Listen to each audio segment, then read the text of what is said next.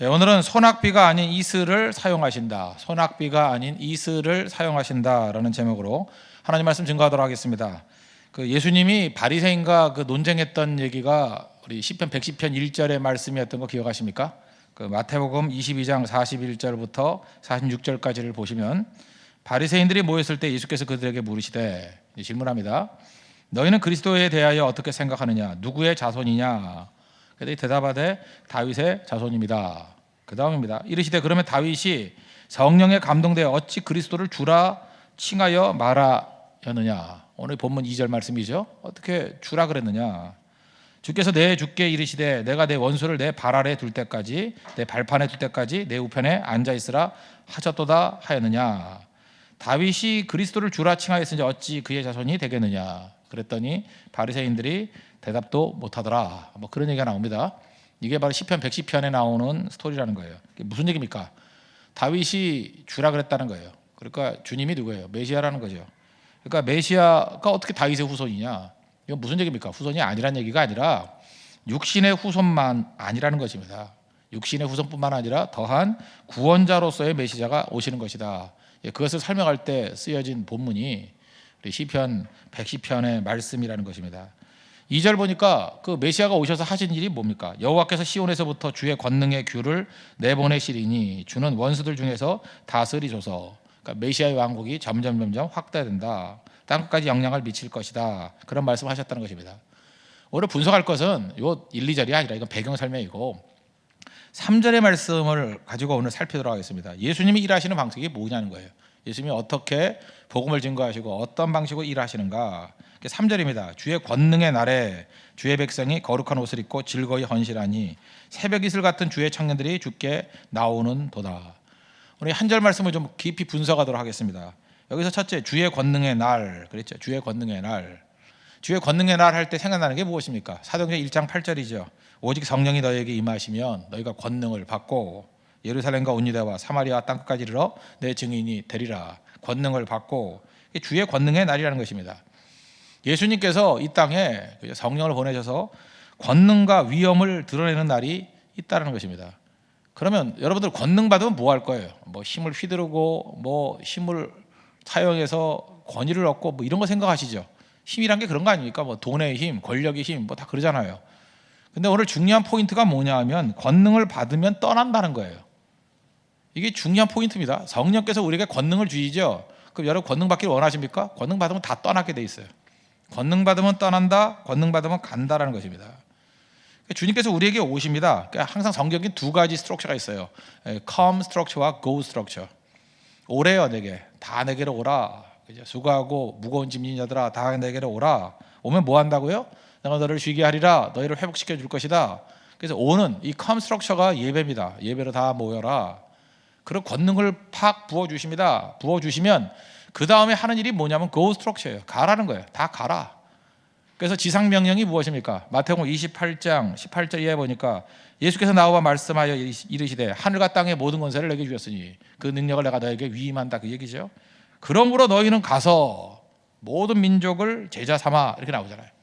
그러므로 너희는 가서 권능이 임하고 난 다음에 하는 일이 뭐예요? 다 가서예요. 오직 성령이 너에게 임하시면 권능을 받고 또 뭐 하는 거예요? 땅끝까지 가라. 그 얘기 아니에요? 그래서 여러분 교회에서 특별히 우리 신앙생활을 할 때 잊지 말을 게 뭐냐면 권능과 같이 움직이는 건 뭐냐면 가라는 거예요. 권능 받으면 떠나게 되어 있다는 것입니다. 그게 예수님께서 일하시는 방식, 성령과 함께 일하시는 방식이라는 것입니다. 그래서 우리 교회도 마찬가지입니다. 교회는 밤낮 하는 일이 두 가지예요. 맨날 오라는 거, 새벽기도 오세요, 이런 거지. 저녁 예배 오세요, 예배 생명을 걸어야 돼요 하는 come structure. 오라는 거예요. 오지 않고는 우리가 쉼도 없고 능력도 없고 회복도 없고 아무것도 없다는 것입니다. 그 능력 받고 뭐 할 거예요? 교회 놀이하는 게 아니라 이제는 가라는 거예요. 가라. 예루살렘으로 가라. 유대로 가라. 사마리아로 가라. 땅끝까지 가라. 직장 현장으로 가라. 고성으로 가라. 대만으로 가라. 네팔로 가라. 인도로 가라. 가라요. 가라. 가지 않으면 문제가 있는 거죠. 가라요. 가라. 그죠? 가라가 돼야죠. 가나가 되면 안 되죠. 가나라는 나라인데 가나?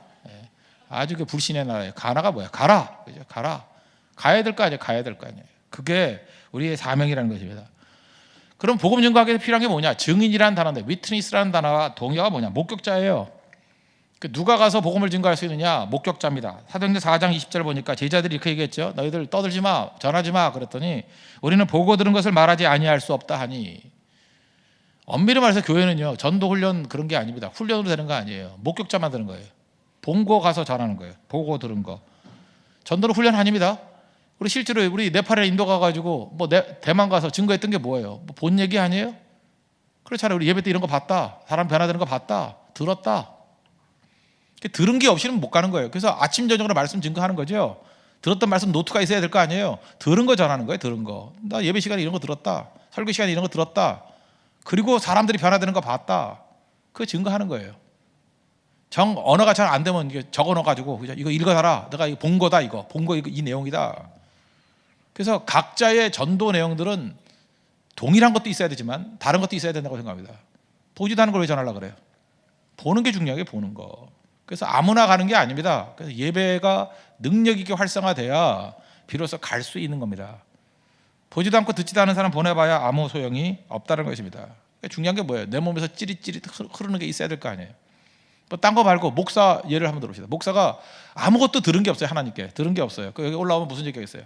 월드컵 얘기하겠죠. 그렇잖아요. 들은 거 그밖에 없어요. 자기가 들은 얘기 하는 거예요. 정치 얘기 들은 사람 맨날 강당에서 정치 얘기하는 거야. 자기가 들은 얘기. 그리고 본 얘기 뭐 어디 했더니 뭐 이마트 세일하더라 뭐 이런 거, 그죠? 본 얘기 들은 얘기 하는 겁니다. 사람들은 다. 그래서 먼저 해야 될 일이 뭐예요? 하나님 음성을 듣고 하나님의 역사하심을 보는 거. 목격자. 이 목격자가 1순위라는 것입니다. 그래서 몸에 전기가 찌릿찌릿 흐르듯이 느껴지면 전할 수 있어요. 그래서 강단에 서기 이전에 골방에 가야 된다 그러고 서재에 가야 된다는 얘기가 바로 거기에 있다는 것입니다. 권능이 임하면 어떤 일이 벌어지냐? 즐거이 헌신하니 그랬죠. 3절 다시 보세요. 주의 권능의 날에 주의 백성이 거룩하선 있고, 그 다음 뭐예요? 즐거이 헌신하니. 사실 즐거이 헌신하니 이거 원문을 분석해 보니까 즐거이까지는 나오는데 기꺼이, 즐거이 이런 뜻이 있는데 헌신한 단어는 없어요. 그러니까 헌신한 단어는 의역입니다. 헌신한 단어가 없어요. 성경에는 의역인데, 헌신이라는 단어가 쓰여진 그 자리에 어떤 단어가 쓰여지냐면 낙헌제라는 단어가 쓰여있어요. 성경에 그 단어가 똑같은 단어예요. 낙헌제라는 단어. 이 낙헌제라는 게 뭐냐면 freely sacrifice, freely 자유롭게, free라는 자유의 부사형이에요. freely sacrifice. 그러니까 자유롭게 드리는 거예요. 낙이라는 게 뭐냐? 기쁠 낙자예요. 기쁘게 헌신하는, 낙헌, 기쁘게 헌신하는 제사예요. 낙헌제. 그러니까 영어 성경에는 이게 freely sacrifice. 이해되시죠? 그게 낙헌제예요. 낙헌제. 그게 무슨 얘기입니까? 기쁨으로 자원해서 드리는 거예요. 기쁨이 있어야 되고 자원이 있어야 돼요. 그게 낙헌제. 그 단어가 헌신입니다. 그러니까 헌신에는 반드시 들어가 있는 게 뭐냐면 자원하는 마음, 이게 포함되어 있다는 것입니다. 구약성경 레위기를 보면은 거기에 화목제가 나오는데, 화목제는 3가지 종류의 제사가 있습니다. 화목제 안에 3가지가 있어요. 첫 번째는 서원제, 두 번째는 감사제, 세 번째가 낙헌제예요. 간단히 설명하면 하나님 앞에 화목제를 드리는데, 화목제 가운데 하나 서원제는 뭐냐 하면, 서원제는 언제 드리느냐? 서원 언제예요? 절박할 때. 대표적인 한나의 기도, 아들을 주시면 뭐 이런 거. 아들을 주시면 뭐 하고, 지금 여기도 서원으로 난 사람이 있습니까? 아들을 주시면 목사 되게 만들고. 우리 교회도 한 분 있어요. 그런 사람이. 한 분 딱 있어요. 그래서 결국은 목사가 되려고 그러는 사람이 있고. 뭐 그런 거죠. 서원제. 뭐 이번에 뭐 좋은 남자를 만나게 해 주시면 뭐 이러는 거. 근데 이거 약속 잘 안 지키려고 그러는 사람들이 있죠. 서원하지 마십시오. 함부로 서원할 건 아니지만 서원한 거 지키십시오. 하나님과 약속은 지키는 걸 귀하게 여기는 것 같아요. 그러나 도저히 뭐 지킬 수도 없는 뭐 이상한 거 서약한 사람이 있으면 도저히 아닌데, 그냥 뭐 독신의 은사도 아닌데 성질나 가지고 그냥 독신의 은사 주세요 그러고 나 평생에 뭐 이러면 그냥 하나님 또 봐줘요. 그냥 없었던 걸로 해주세요. 그럼 몇 대 맞으면 돼요. 그냥 그럼 끝나는 건데, 괜히 그거 지키려고 그러지 말고, 어쨌든 간에 서원을 하는데 서원한 거는 지키는 게 좋습니다. 절박할 때 제가 볼 때 이런 거 중요하다고 생각해요. 하나님께 내게 마지막 능력 주시면 힘 가운데 헌신하기를 원합니다. 삼손이 마지막에 그런 기도 했잖아요. 마지막 한번 능력 주십시오. 너희들 다 멸해버리겠습니다. 그리고 죽잖아요. 그러니까 서원제라는 게 화목제에 분명히 있습니다. 그리고 감사제는 뭐냐면 이건 사후제요. 응답받고 난 다음에 드리는 감사 찬송. 그러니까 감사제가 해당되는 게 뭐예요? 우리 같으면 하나의 감사헌금이죠. 그죠? 감사헌금. 감사도 모르는 인생들은 그 수준이 높은 인생은 아니죠. 무슨 일이 있든 간에 하나님 앞에 감사 드리는 거. 그죠? 감사. 그게 필요한 거고. 세 번째가 낙헌제인데, 이 낙헌제는 그 모든 화목제 가운데 최고의 성숙할 때의 제사라고 생각합니다. 그래서 교인들을 어느 정도 수준까지 만들어야 되면 낙헌제를 드리는 정도까지 만들면 최고예요. 그죠? 기본적인 거 뭐 하나님께 내게 능력 주시면 뭐 하겠습니다. 이런 거는 이제 기초고, 감사는 그 다음 성숙이고, 감사보다 더 깊은 기도가 있어요. 그게 낙헌제, 낙헌제로서의 기도. 그리 아니하실지라도, 이런 거죠. 다니엘의 세 친구가 풀무불에 들어갈 때 뭐라 그래요? 다니엘 3장 17절. 왕이여, 느부갓네살 왕에게, 우리가 섬기는 하나님이 계셔서 우리가 영원히 타는 풀무불 가운데에서도 능히 건져내실 것이고 왕의 손에서도 건져낼 거예요. 그렇게 얘기를 해요. 그 다음 절 3장 18절. 그렇게 하지 아니하실지라도. 이거 번역은 옛날 번역이 나은 것 같아요. 뭐 똑같은 얘기인데 이걸로 왜 말을 바꿔는 줄 알아요. 그리 아니하실지라도, 뭐 그리나 그렇게 하지 아니하, 똑같은 건가? 그래도 이게 운율이 안 맞잖아요, 그죠? 그리 아니하실지라도, 그렇게 하지 아니하실지라도 왕이여, 우리는 왕의 신들을 섬기지도 않고 절하지도 않겠다. 이게 바로 뭐예요? 낙헌제예요. 사전에 자원하는 마음으로 선언해 버리는 거예요. 난 평생 이렇게 살겠습니다. 그게 낙헌제예요. 자유롭게 하나님 앞에 드리는 성숙한 제사. 이 낙헌제에 해당되는 거, 최근에 우리가 20이면 충분해요 구약에서 살폈던 다윗 시편 57편의 고백, 아둘람 굴에서 아둔걸에 갔더니 다윗의 일평생 그렇게 추락될 데가 없었죠. 골리앗 물리치고 승승장구하고 뭐 왕의 사위되고 군대 장관되고 잘 나가다가 갑자기 사울왕이 자기를 죽이려고 그래요. 장인이. 도망가다가 처음으로 사람들 얻었는데, 희망이죠. 아둘람굴에서 사람들 모아놨더니 그 사람들의 면면이 어떻습니까? 한마디로 얘기해서 뭐 바닥을 기는 인생들이죠. 뭐 원통 앉아 돈 떼먹은 사람들. 그때에 그의 마음 가운데 무슨 마음이 있었겠어요? 낙심과 좌절이 있을 때 새벽 일찍 깨죠. 그리고 하프를 키면서 노래해요. 내가 새벽을 깨우리로다. 그러면서 시편 57편 7절 결심하죠. 내 마음이 확정되었고 확정되었사오니 내가 노래하고 내가 찬송하겠습니다. 이게 낙헌제예요. Freely sacrifice. 그냥 자유롭게 하나님 앞에 내가 이렇게 인생 살겠습니다. 어떤 일이 있더라도 나 원망 안 하겠습니다. 내 평생의 삶은 무조건 찬송하는 삶입니다. 감사하는 삶입니다. 주께 충성하는 삶입니다. 이게 낙헌제라니까요. 그러니까 낙헌제를 드리는 사람은요 감당을 못해요. 이건 뭐 이유를 말하지 않는 거예요. 그리 아니하실지라도 조건에 관계없는 거예요. 어떤 상황이든지 할지라도 무조건 감사한데, 나 무조건 하나님 편이에요. 그러니까 낙헌제 드린 사람이 또 누구예요? 다니엘의 친구들. 낙헌제 드린 사람이 누구예요? 다니엘. 뭐 조서에 어인이 찍힌 것을 알면서도 결심하잖아요. 미리 결심하고 감사하고 딱 하나님께 기도하겠습니다. 그리고 사적으로 들어가잖아요. 그냥 낙헌제라고요. 수준이 그래요. 서원제, 그 다음에 감사제, 낙헌제. 이 화목제는 순서가 있는 것 같아요.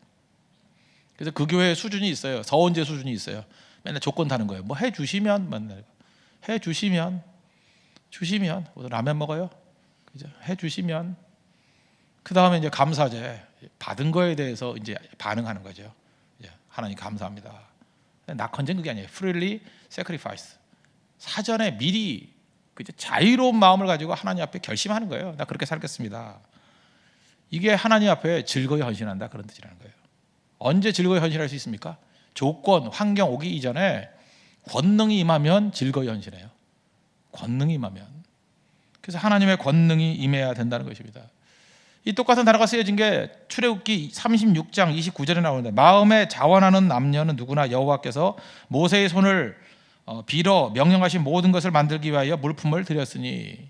그러니까 하나님 앞에 성막 만들 때 이렇게 재물 헌금했던 사람들 얘기거든요. 그 헌금조차, 헌금도 세 가지 헌금이 있겠죠. 하나가 뭐예요? 서원 헌금. 뭐 이거 드릴 테니까 뭐 해주세요, 뭐 이러는 거. 뭐 하려면 해요, 그거. 두 번째 뭐예요? 뭐 받고 난 다음에 감사해서. 낙헌제 그것도 아니에요. 그죠? 뭐 해주시면이 아니라 모든 것 다 주님의 것입니다. 주님께 드리고 시작합니다. 헌신하고 시작합니다. 그런 거죠. 하나님 앞에 이게 낙헌제. 낙헌제와 비슷한 게 뭐냐면, 이게 성경적일지 아닐지 잘 모르지만 뭐 이런 거잖아요. 뭐 11조를 얼마나 하고 싶으면 11조부터 먼저 하는 사람 있죠. 우리 집안에 어떤 분이었는데 우리 아버지였어요. 하여튼 그런 분들이 계시는데, 그 성격에 의해 보면 그 낙헌제적인 성격이 강해요. 낙헌제 그거예요. 미리 결정해 버리는 거예요. 나 이렇게 살겠습니다 하고. Freely sacrifice. 그런 모습으로 나아가는 게 있더라는 것입니다. 그래서 헌신이란 말에는 항상 나오는 게 뭐냐면 자원하는 마음이 있어야 돼요. 자원 플러스 헌신. 그게 성경이 말하는 헌신이에요. 그러니까 우리에게 자유의지를 주셨죠. 그 자유의지를 주님의 은혜 가운데 회복되는 거예요. 그래서 우리 그런 거 있잖아요. 하나님께서 나를 강권적으로 역사하셨다. 강한 힘으로 강권적으로 이렇게 막 끌고 가셨다. 주의 사랑의 줄로 나를 끌고 갔다. 그것도 맞아요. 그렇게 하는 길도 있어요. 근데 낙헌제는 그보다 수준이 높아요. 강권이 아니에요. 어떤 조건이 된다 할지라도 난 무조건 주님 따르겠습니다 하는 그 마음, 그게 낙헌제라고요. 낙헌제를 누가 드릴 수 있습니까? 권능이 임하면. 그러니까 교회가 기쁜 마음으로 하나님 앞에 헌신하기 위해서는 반드시 성령의 권능이 임해야 된다는 것입니다. 그래서 권능을 구하는 거예요. 권능이 일어나면 성령의 권능이 임했다. 뭐로 알아요? 여기저기서 자원하는 헌신자들이 막 일어나기 시작해요. 헌신자들이 왜 저렇게 헌신하느냐. 그래서 뭐 주방에 가면 설거지 하겠다는 사람이 줄을 잇고, 설거지 할 것보다 설거지 할 사람이 더 많아져요. 그죠? 그래서 누가 보면 샤워실인 줄 알아요. 너무 많이 모여가지고. 그죠? 그렇게 돼버리고, 성교를 한번 간다 그러면 이제 추려서 가야 돼요. 너무 많이 가가지고 야 이제 딴 데 분산하자. 고성 간다 그랬더니 갑자기 4,000명이 간다고 모여들어요. 그럼 거긴 다 못 가. 그래서 고성 말고 딴 데 가자. 신성으로 가자. 막 이렇게, 그죠? 중성으로 가자. 그래서 잠깐 딴 데를 또 가게 만들어요. 넘치는 거죠, 넘치는 거. 언제? 권능이 임하면. 권능. 그래서 주의 권능이 임해야 된다는 것입니다. 권능. 근데 권능이 임하면요, 우리가 변화가 돼요. 삶이 그냥 다 변화가 된다니까요. 근데 교회 와가지고 얄팍하게 이 권능을 체험하지 못한 사람들은 교회를 그 면죄부 받으려고 오잖아요. 그죠? 자꾸만 목사한테 질문하는데 질문도 몰라서 묻는 질문이 있고, 또 하나는 양심의 편안함을 위해서 질문하는 게 있어요. 뭐 예를 들어서 목사님, 뭐 담배 피우면 천국 가나요, 못 가나요? 뭐 이러는 거. 왜 묻죠, 그거? 담배는 계속 피우고 싶다는 거죠. 그때마다 내가 대답했던 유명한 대답이 있잖아요. 뭐 담배 피워도 천국 간다고, 다만 일찍 간다고. 예, 그런 거. 예, 조금 일찍 간다고. 그 얘기 똑같은 거죠. 그거 왜 물어보는 거예요?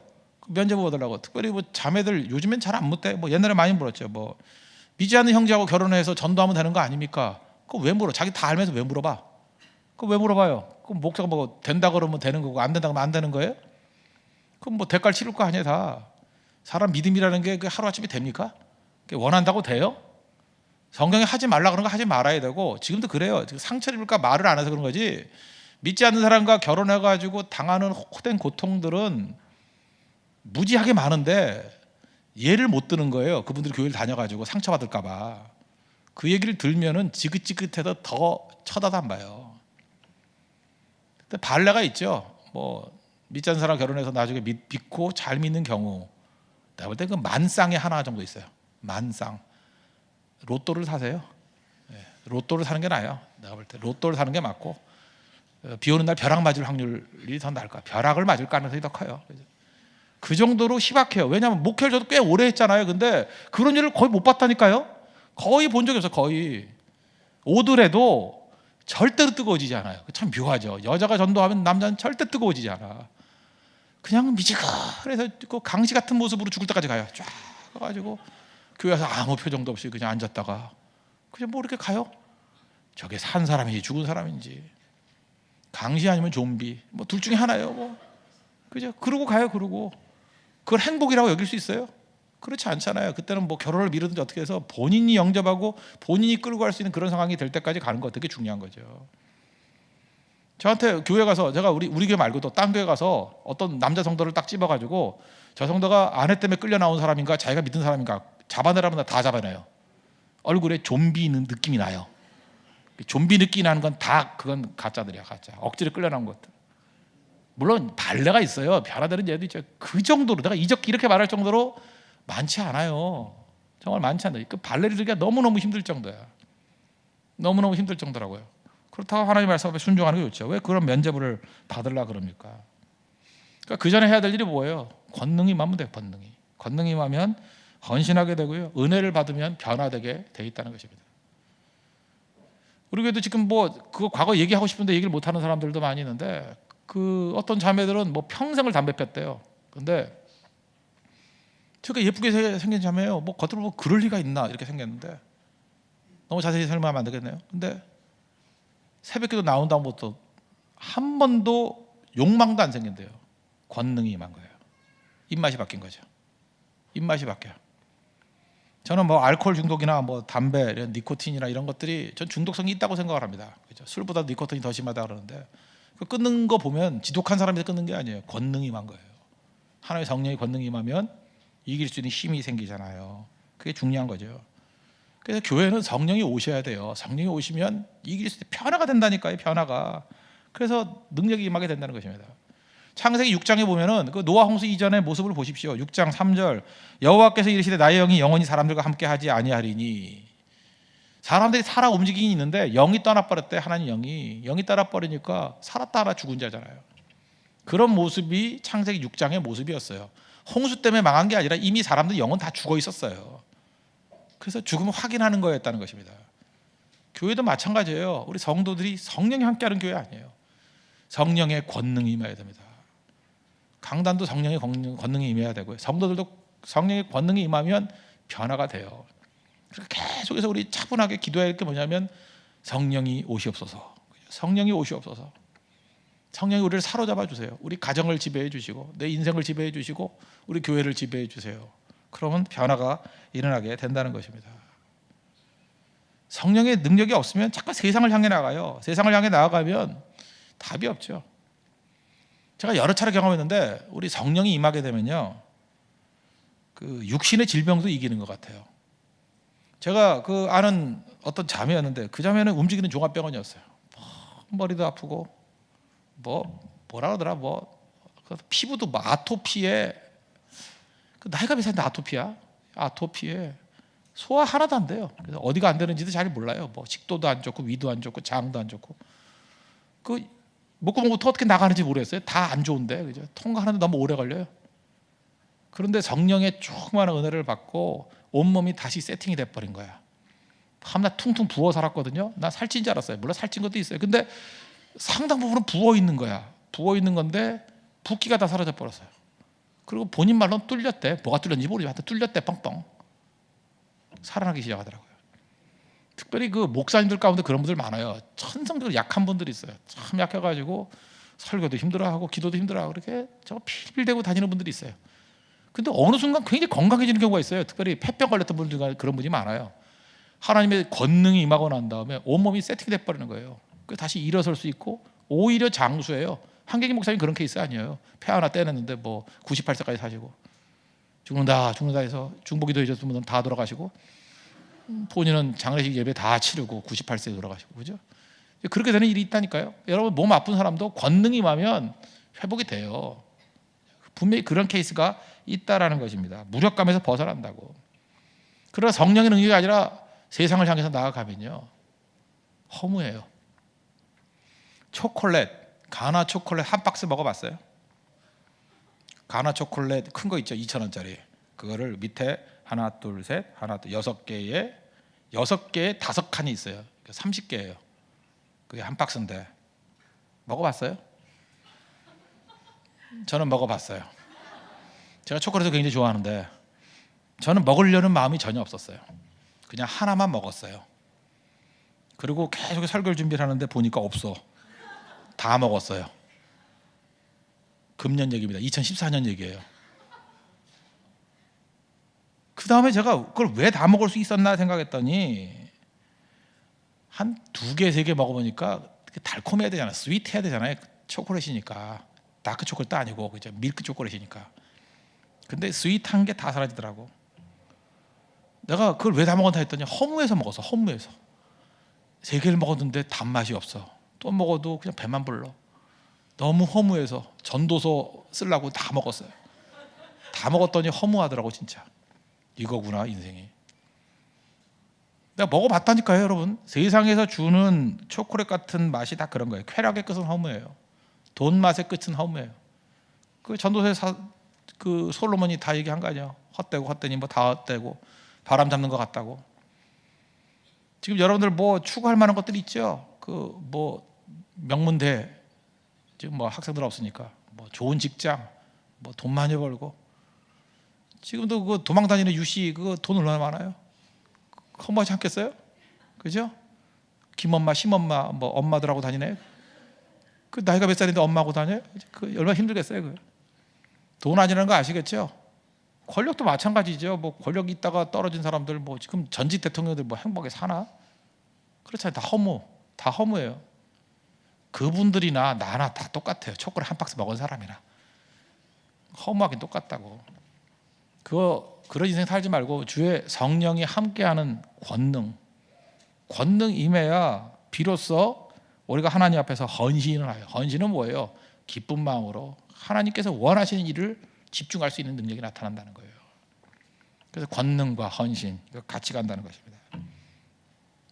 적용을 하겠습니다. 첫 번째, 하나님께서는 소낙비가 아닌 이슬을 사용하신다. 3절 보니까 다시 보니까 새벽 이슬 같은 주의 청년들이 주께 나오노다. 이거 너무 차장을 만들어 가지고 새벽 이슬 이퀄 주의 청년과 새벽 이슬을 너무 동일시하는데, 그거라기보다는 그저 이슬의 이슬, 새벽에 맺히는 이슬, 물방울. 그 이스라엘 지방에는 비가 오긴 오지만 정말 비가 안 오죠. 강수량이 거의 없잖아요. 그래서 지중해에서 습한 바람이 불 때 이 헐몬산 같은 데 부딪히면 그때 좀 이슬이 내린대요. 그리고 또 한 번은 헐몬산 자체가 만년설이니까 헤르몬산에 그게 눈이 녹아가지고 가끔 이렇게 이슬이 내린대요. 그거 갖고 농사가 될 정도래요. 그러니까 우리 한국에서 상상하는 것보다 더 큰 것 같아요. 이슬이 굉장히 진하게 내린대요. 그래서 그거 갖고 농사가 된대요. 헐몬의 이슬. 그래서 이스라엘 백성들이 제일 원하는 게 뭐냐면 헐몬산의 이슬이에요. 신명기 32장 2절 보니까 내 교훈은 비처럼 내리고 내 말은 이슬처럼 맺히나니. 그러니까 이스라엘이 비도 오지만 비는 맨날 오는 건 아니고, 그렇지만 항상 건기에도 농사가 가능하게 올리브를 맺고 포도 농사가 가능하게 만드는 게 뭐예요? 이슬이에요. 이슬. 내 말이 뭐 같다고요? 이슬 같대요. 이슬은 물 같지도 않은데 하나님께서 이슬을 통해서도 먹여주신다. 시편 133편 3절 보니까 헐몬의 이슬이 시온의 산들에 내린 같도다. 축복을 뭐라고 묘사해요? 헤르몬산에 이슬이 내린 같도다. 그 이슬은 어떤 겁니까? 보잘것이 없어요. 보잘것이 없는 것을 통해서 하나님께서는 채워주시고 일해 주신다는 것입니다. 저는 이제 이런 생각을 했어요. 제가 이제 과거에는 좀 이제 큰 교회에 있었으니까 뭐 이렇게 책도 쓰고 뭐 이렇게 글도 많이 쓰고 하니까 영향력이 좀 있었잖아요. 그래서 저한테 책 서문 써달라, 뭐 추천서 써달라, 뭐 아니면 그거 말고도 뭐 이렇게 많이 보내와가지고 뭐 추천해달라. 그러면 좀 팔렸는가봐. 뭐 서평 써줘도 이렇게 팔리고 진짜 많이 팔렸던 것 같아요. 근데 요즘에는 그런 게 별로 없었는데, 지난주인가 어떤 피아니스트가 자기 앨범을 사인과 함께 보내와서 2장짜리 피아노인데 뭐 잘 친 것 같아요. 근데 저는 CD 플레이가 없네요. 그거 들을 수가 없네요. 어떻게 듣지? 그래서 그림만 봤어요. 그림만 봐서 연락이 왔길래 제가 이렇게 이메일 보냈어요. 이거 보내주셔서 감사합니다. 참 오래간만에 이런 거 봤네요. 근데 저는 그렇게 큰 영향력이 없는데요. 그죠? 그래서 그냥 기도만 해드릴게요. 그랬어요. 지금 뭐 내가 뭐 영향을 미쳐서 이걸 많이 팔게 할 수 있는 그런 상황은 아닌 것 같습니다. 이렇게 보냈더니 그러고 난 다음에 이제 가만히 있다가 이 말씀이 생각나더라고요. 아, 그렇구나. 하나님께서 일하시는 것이 옛날에 같이 소낙비로 일할 수도 있지만 이슬비로 이슬같이 일할 수도 있겠구나. 그리고 우리 한국 속담 생각나더라고. 이슬 위에 속옷 젖는다고. 그죠? 꾸준하게 일하면 되잖아요. 꾸준하게. 오히려 하나님께서 사용하시는 게 비도 사용하시지만 이슬도 사용하시는 것 같아요. 젊은이라는 게 뭐냐 하면은 보잘것없다는 뜻이에요. 그러니까 보통 나이가 들고, 옛날에는 나이 든 사람이 힘이 있었잖아요. 영향력도 있고.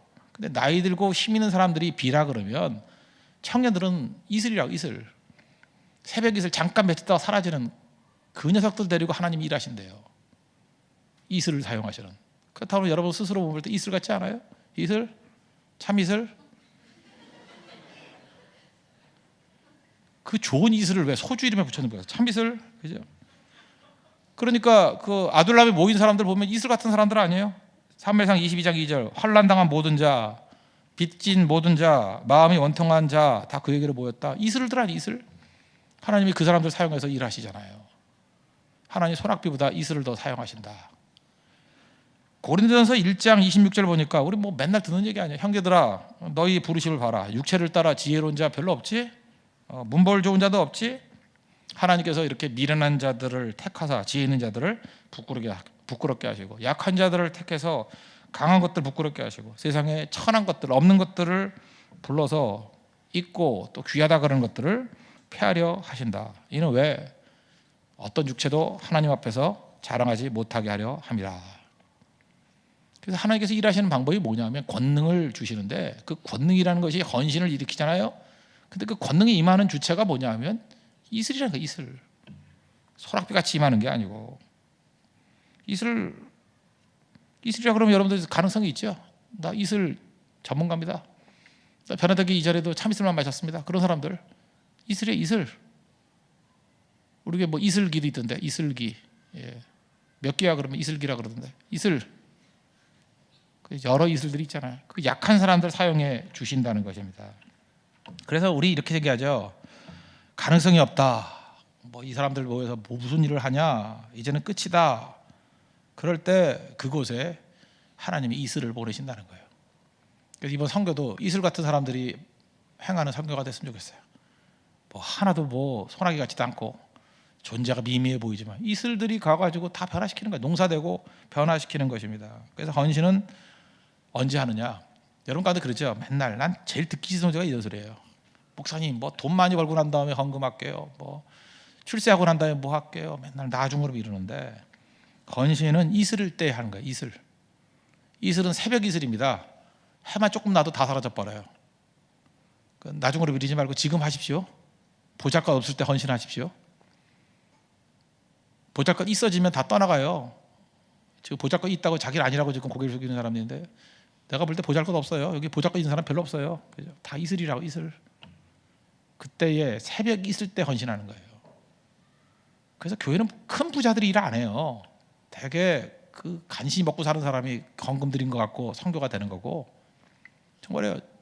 휴가 간신히 얻어가지고 뭐 쫓겨나기 직전인 사람이 뭐 휴가 가가지고 그 사람이 복음 증거해서 교회가 세워지는 거고, 하나님 항상 새벽 이슬을 통해서 일한다는 것입니다. 새벽에 이슬이 왜 생길까요? 밤의 추위, 아침의 더위, 모든 비가 내리는 것과 이게 물이 맺히는 것은 고기압과 저기압도 있지만 뜨거운 것과 찬 것이 만났을 때 맺히죠. 그래서 겨울철에 이렇게 물방울 맺힐 때 보면 밖엔 춥고 안엔 덥고 할 때 물방울이 맺히잖아요. 여러분 도대체 아는 게 뭐가 있나요? 아무 반응이 없어요. 좀비예요? 왜 이렇게 반응이 없어? 새벽은 뭐냐 하면 교차되는 시기에, 교차되는 시기. 정신을 차리가 없어요. 뭐 이게 추운 건지 더운 건지, 냉탕 갔다 온탕 갔다 그러면 막 이슬이 맺힌다고. 여러분 이슬이 뭔지 모르면 냉탕 온탕 왔다 갔다 해봐요. 그러면 이슬이 맺혀 온몸에 막 줄줄 흘러요. 그게 이슬이에요. 이슬. 정신없을 때, 정신없을 때. 그래서 새벽 이슬이 청년이라 그런 거라고. 청년의 때가 이슬 같은 때예요. 정신이 없을 때예요. 젊은이들, 제가 목회 오래 하지 않았습니까? 청년들의 고민이 뭔지 알아요? 제일 큰 고민, 용서의 문제. 다들 용서의 문제를 품고 있어. 용서가 안 된대.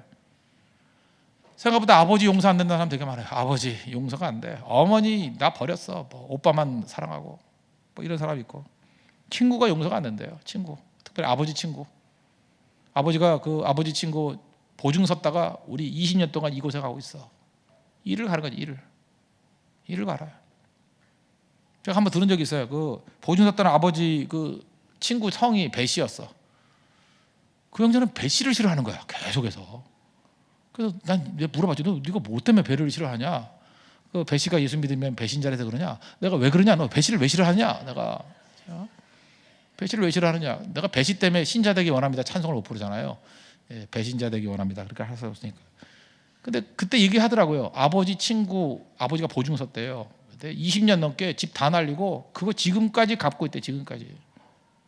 야, 그러니까 잠언에 나오는 보증 서지 말란 말이 맞구나 하는 걸 제가 느꼈는데, 그 집은 뭐 처절한 얘기더라고. 처절한 얘기. 억울하죠. 용서의 문제. 해결 못해요. 그런 것들이 막 갈등이 있는 거예요. 용서했다가 또 사랑했다가, 그죠? 뭐 사랑하라고 했다가 분노했다가. 말씀 듣고 정신 못 차리는 시기가 이게 청년 때인 것 같아요. 그때 이슬 맺히는 거예요. 그때 거길 넘어서 사랑할 때. 또 진로의 문제 얼마나 많습니까? 어디 가야 될지, 냉탕 갔다 온탕 갔다. 젊은이들은 항상 제가 얘기할 때 뭐 믿을 수가 없어요. 목사님 좋은데 취직했어요. 가봤더니 아닌가 봐요. 뭐 이러고 맨날 가요. 목사님 드디어 취직했어요. 했더니 임시직이래. 뭐 그러고 뭐 드디어 취직했어요. 했더니 3개월 만에 나오고. 그 냉탕 온탕 왔다 갔다 하잖아요. 뭐 이런 거.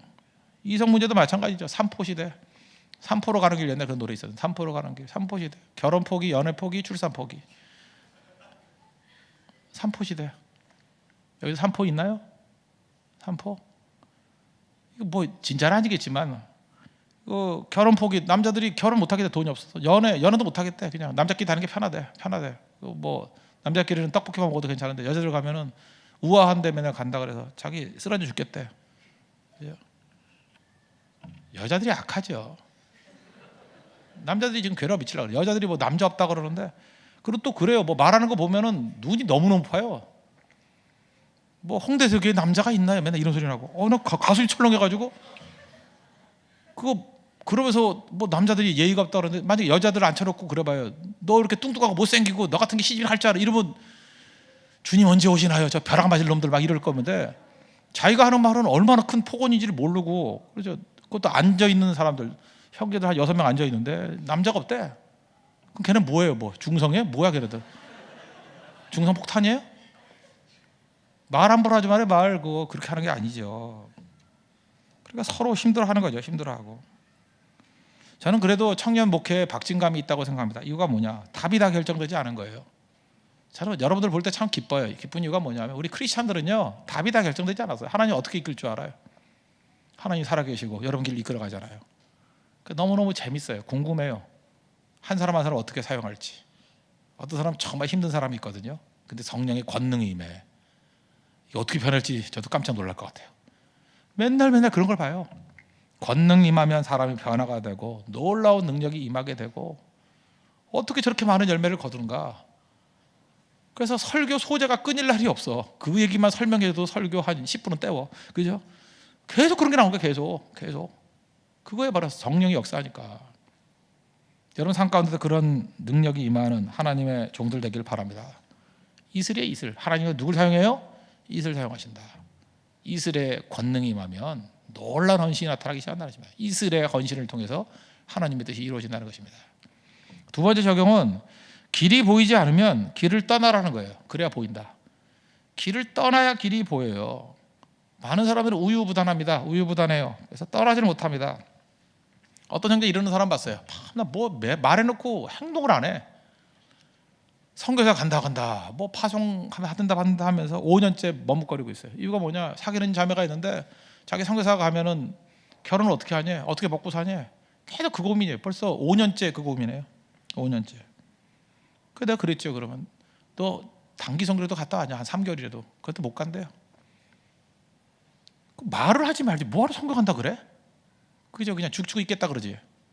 근데 말로는 맨날 뭐 선교 간다, 선교다, 뭐 선교에서 무슨 훈련하고 무슨 선교 한국 가면 맨날 쫓아가고 뭐 안산까지 가고. 아무도 가보지도 않아요. 중요한 건 뭐냐면요, 길이 잘 안 보이는 사람들이 있어요. 그냥 가요. 대만 선교. 그럼 보여요. 아무 길도 안 보이죠. 난 누구한테 시집 갈까, 누구한테 장가 갈까 잘 모르면 그냥 가요. 대만 가면 물론 뭐 아줌마만 보일 거야. 근데 그 아줌마에게도 딸이 있다는 걸 잊지 마십시오. 그 아줌마에게도 아들이 있다는 거 잊지 마세요. 그게 꼭 직접 봐야 되는 거 아니에요. 간접으로 봐도 돼요. 그 아줌마 닮은 아들이 있어요. 그 아저씨 닮은 딸도 있어요. 그 모를 일이라고. 떠나야 알아요. 떠나야. 근데 떠나질 않는 거죠.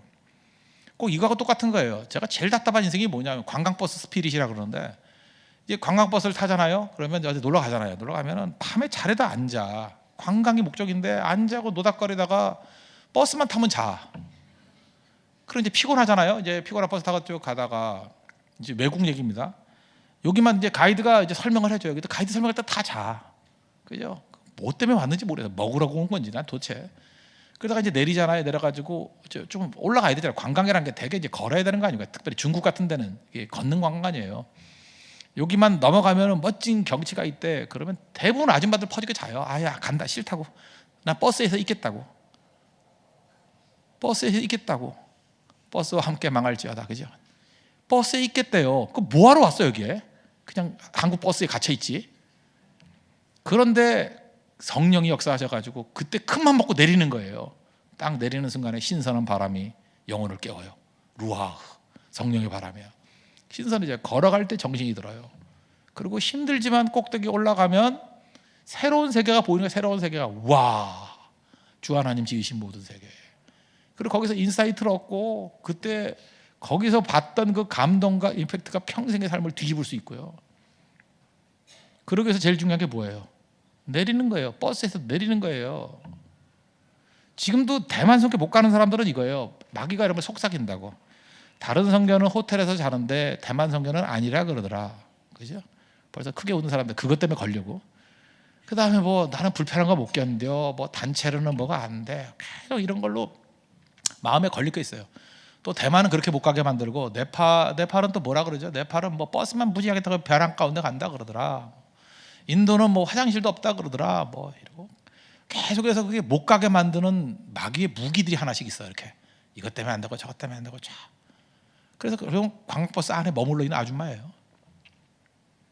그래서 맨날 공기 나쁜 데서 천식이나 걸리고 그러고 사는 거예요. 내려보세요. 걸으면 계속 피곤하지 않아요. 신선한 바람이 있고 영혼을 리프레시하게 만들고 힘이 생기고 새로운 세계가 보인다고. 그래서 길이 안 보이는 사람의 특징이 뭐냐면 방에 차박해서 절대 안 나와. 방콕 쪽들이야 다 안 나와. 일단 길이 안 보이면 예배라도 나오면 되거든요. 길이 안 보이면 새벽 기도라도 나오라. 내일 나오라고요. 제발 나오라고요. 오늘 얼떨결에 나는 저녁이니까 나왔지. 내일 나와요. 나오면 보여요. 나오면 뭐가 보여요? 저만 보면 밥이라도 먹고 간다고. 나오라고요. 나오라고. 길은 떠나야 보인다는 것이죠. 떠나야. 새인과 새 영감은 발에서 나와요. 발. 잠깐 걸으십시오. 그래서 하다못해 갈 데 없으면 그냥 쇼핑센터라도 걸어 다녀요. 집 밖에 나와야 뭐가 보인다고. 나와야 보여요. 나와야. 떠나야 보여요. 그래서 여행 떠나잖아요. 여행이라도 가잖아요. 사실 여행은 최소한도인데 그래서 더 큰 걸 볼 수 있는 것이 선교 여행입니다. 인생이 보여요. 내 소명이 보여요. 다 보이기 시작한다는 것입니다. 여러분 인사 나눕시다. 대만 선교 갑시다. 고성 선교 갑시다. 괜히 이런 거 보니까 내가 이게 독려하기 위해서 그런 게 아니라 이건 안타까움인 거 아시죠?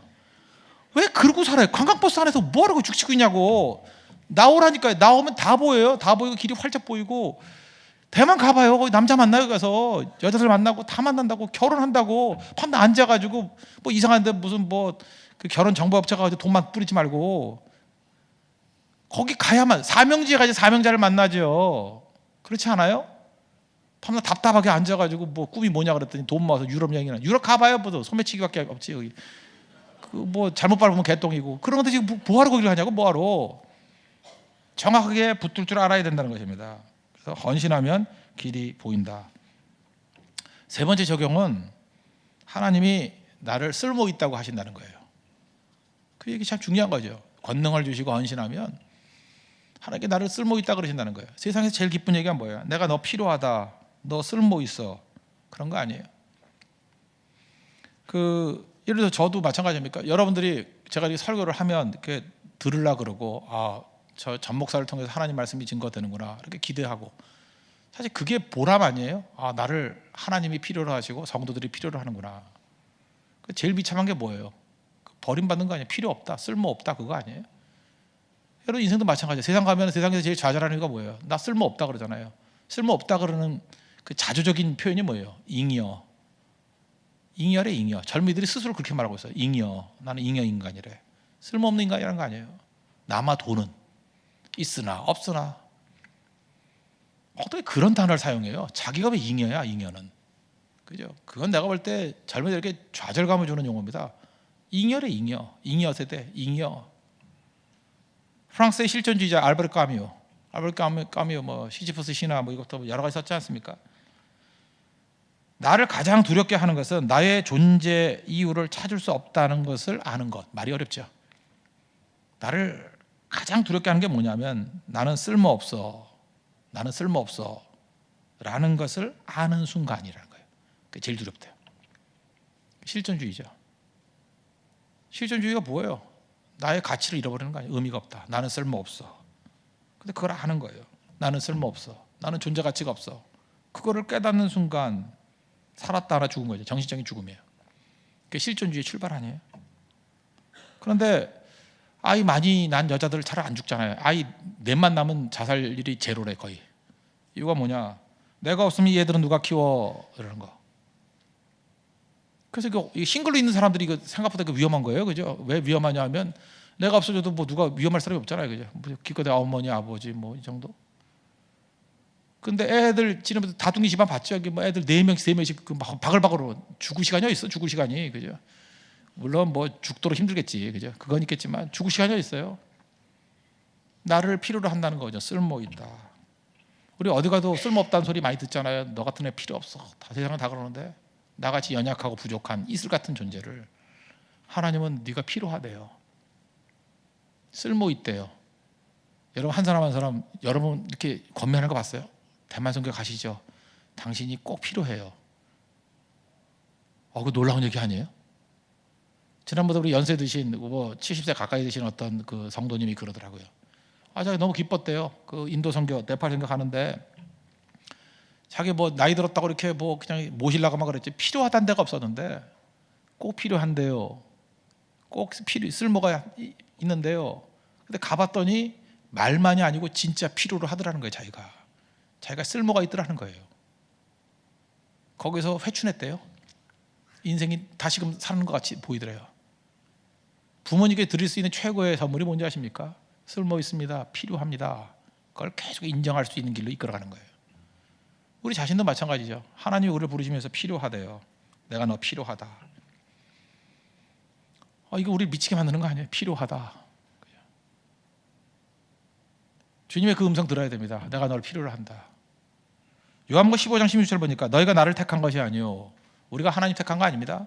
내가 너희를 택하여 세웠나니 예수님이 우리를 택해서 세웠대요. 필요하다고. 내가 너 필요해. 근데 어떻게 좌절하고 낙심할 수 있겠습니까? 하나님 여러분 다 필요하다 그러십니다. 필요하다는 것을 향해서 나아갈 수 있는 하나님의 귀중한 종 되기를 바랍니다. 근데 이 말은 조금 다른 해석을 한다 그러면 많은 성도들이 자기 자신을 너무 귀하다고 여겨요. 요즘에 진짜 귀하다고 여기는 사람이 많아. 그래서 쓸모 있게 사용을 못해요. 내가 너무 소중하다. 이거 틀린 접근입니다. 왜 결혼을 못하나? 이 결혼 못하는 사람들의 특징들이 뭐냐면 내가 너무 귀중하다고 느껴요. 그래서 저는 SNS 이런 거 보기도 싫어요. 싫은 이유가 뭐냐면 시급 1시간에 얼마 받아요? GS 25시 같은데 5,000원 받는 애가 커피 5,000원짜리 마셔요. 그럼 하루 일당이 얼마일까요? 하루 일당에 해당되는 거 저녁 먹어. 한 끼에 3만 원 사봐요. 그럼 맨날 그거 올려요. 내가 보니까 얘네들은 다 공주들이에요. 얘네들 다 왕자들이에요. 어떻게 이렇게 다 사나? 그러면서 와가지고 날마다 부르짖어요. 주님 살기 힘듭니다. 그러니까 살기 힘들지. 그렇게 사니까. 그리고 그런 삶이 그게 뻥이잖아요. 다 가짜잖아요. 그죠? 아니면 하더라도 나머지 다 포기하고 그거 간신히 하면서 왜 해외여행 가는 줄 알아요? 가가지고 찍은 사진 올리려고. 그죠? 파리의 공기가 괜찮은 것 같아. 이러고. 그죠? 이러는 거예요. 그죠? 그리고 자기 그 통장에는 파리 날리고 이렇게 되는 건데 되게 그거를 진짜로 채워줄 수 있는 사람을 구하는 거예요. 그런 사람이 어디 있어? 아무것도 없죠. 가짜를 현실화시키려고 그러니. 그러니까 자기를 너무 귀하게 여기는 거예요. 그러니까 아무것도 안 되는 거죠. 옛날에는요 그냥 한 동네에 있는 애들이 결혼했어요. 돌쇠가 사머리 보고 결혼했어요. 그냥. 그럼 결혼 되게 쉬워요. 그냥 우리도 이렇게 칸 정해놓고 여기서 이렇게 짝지어 그리고 살아 그러면 다 결혼해요. 근데 그게 안 되는 이유가 뭐죠? 남자도 그렇고 여자도 그렇고 자기를 실제 이상으로 과대평가하는 거예요. 너무 귀하다. 딸을 시집 보냅니다. 보내고 난 다음에 엄마들이 가장 다 깨놓는 거예요. 딸을 너무 귀하게 키운 거예요. 그래서 가가지고 좀 박대당하고 좀 힘들다 그러면 거기서 왜 사니? 나와! 그러고 요즘엔 사위하고 옛날에 사위하고 장모하고 관계가 좋았다면서요. 요즘에 제가 싸우는 거 중지해 주는 거 보면은 장모하고 사위하고 무지 싸워요. 미국하고 똑같아졌어 지금. 거의 그죠? 장모님 그러니까 친정 엄마가 딸 편 들어가지고 뭐하러 사니 미쳤니? 그런데 그 권사님이야. 막 그러고 내가 보니까 그리고 사위를 때려요 진짜 신발로 막 귀싸대게 때리고. 그러니까 사위는 또 그 장모 때릴 수 없으니까 부인 때리고 부인은 때리려고 그러니까 또 너무 힘세고 그래서 돌고 돌아가지고 힘들어지고 진짜 이거 싫어 이런 일이 막 벌어진다고요. 이거 뭐예요? 너무 귀하게 여기니까. 귀함보다 중요한 건 뭐냐면 쓸모 있는 곳에 가십시오. 누가 나를 제일 쓸모 있게 여기나 그런 얘기 있잖아요. 여자들이 남자가 사랑해 주는 데 가라고. 사랑해 준다는 게 뭐예요? 나를 귀하게 여기는 게 아니라 나를 쓸모 있게 여겨주는 거예요. 너가 꼭 필요해. 나 없이는 못 살아. 난 네가 있으면 기쁨이 돼. 근데 자꾸 자기를 귀하게 여겨주는 데를 가니까 귀하게 얼마나 보석상에 가세요. 그냥 보석상에 거기 유리판 속에 들어가 있으라고. 그 아무것도 아니죠. 하나님 앞에서 이런 모습이 있어야지 된다는 것입니다. 우리 귀한 거 아닙니다. 지혜 없는 자들이고 약한 자들이 이슬이 뭘 귀해요? 사용해 주시는 거에 대해서 감사할 줄 아는 거. 그래서 항상 그쪽으로 나가면 된다는 거예요. 또 제 얘기도 할까요? 잠깐. 시간 되게 많이 갔네. 안 하겠습니다. 그 정도만 하겠습니다. 말씀의 결론 맺겠습니다. 권능이 임하면 헌신이 일어납니다. 그죠? 이게 메시아 되신 예수님이 하신 말씀이에요. 권능이 임하면 헌신, 낙헌제가 가능해져요. 그러면 그 헌신하는 사람들의 특징이 뭐냐? 소낙비 아니에요. 이슬 같은 사람들. 이슬로 헌신하는 거예요. 이슬로. 보잘것없는 걸로. 그리고 길이 잘 안 보이죠? 길 떠나 보세요. 다 보여요. 내 헌신할 자리가 다 보여요. 안 보이는 이유는 뭐냐? 맨날 그 자리에 죽치고 앉아있기 때문에. 세 번째, 귀하게 여기는 것이 아니라 쓸모 있다 하는 곳으로 가십시오. 사용되는 곳으로 가십시오. 최고의 길입니다. 그럼 그 사람을 통해서 많은 열매가 얻는 승리자가 될 것입니다. 모두 자리에서 일어나겠습니다. 우리 허무한 시절 지날 때 성령이 오셨네 찬양하겠습니다.